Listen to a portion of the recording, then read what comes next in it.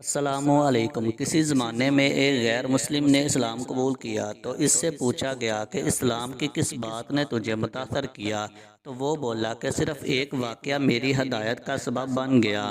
وہاں مجلس رسول صلی اللہ علیہ وآلہ وسلم لگی ہوئی تھی، لوگوں کا ہجوم تھا۔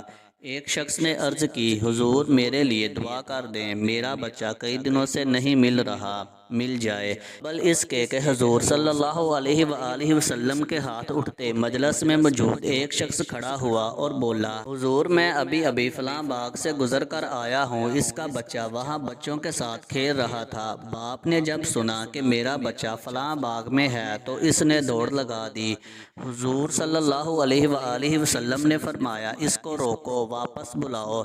اس نے کہا، حضور آپ جانتے ہیں کہ ایک باپ کے جذبات کیا ہوتے ہیں؟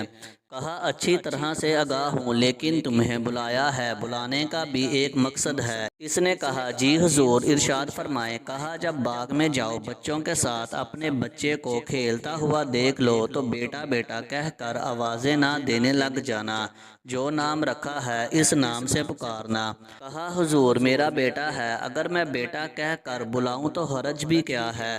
فرمایا، تم کئی دنوں سے بچھڑے ہو، تمہارے لہجے میں بلا کا رس ہوگا، اور تم نہیں جانتے کہ کھیلنے والوں میں کوئی یتیم بھی ہوگا، اور جب تم اپنے بیٹے کو بیٹا کہہ کر پکارو گے، اتنا میٹھا لہجہ ہوگا تو اس کے دل پر چوٹ لگے گی اور کہے گا، کاش آج میرا باپ بھی ہوتا، مجھے بیٹا کہہ کر پکارتا۔ فرمایا، یہ شوق گھر جا کر پورا کرنا۔ آپ صلی اللہ علیہ وآلہ وسلم نے فرمایا، کسی بیوہ کے سامنے اپنی بیوی سے پیار نہ کرو، غریب کے سامنے اپنی دولت کی نمائش نہ کرو۔ حضور صلی اللہ علیہ وآلہ وسلم نے یہاں تک فرمایا کہ اپنے گوشت کی خوشبو سے اپنے ہمسائے کو تنگ نہ کرو۔ اس غیر مسلم نے کہا کہ حضور صلی اللہ علیہ وآلہ وسلم کے اس واقعے نے کہ کسی یتیم کے سامنے اپنے بیٹے کو بیٹا کہہ کر نہ پکارو، اس نے مجھے بتایا کہ اسلام کیا ہے۔ اللہ پاک ہمیں نبی کریم صلی اللہ علیہ وآلہ وسلم کے دین پر چلنے کی توفیق عطا فرمائے، آمین۔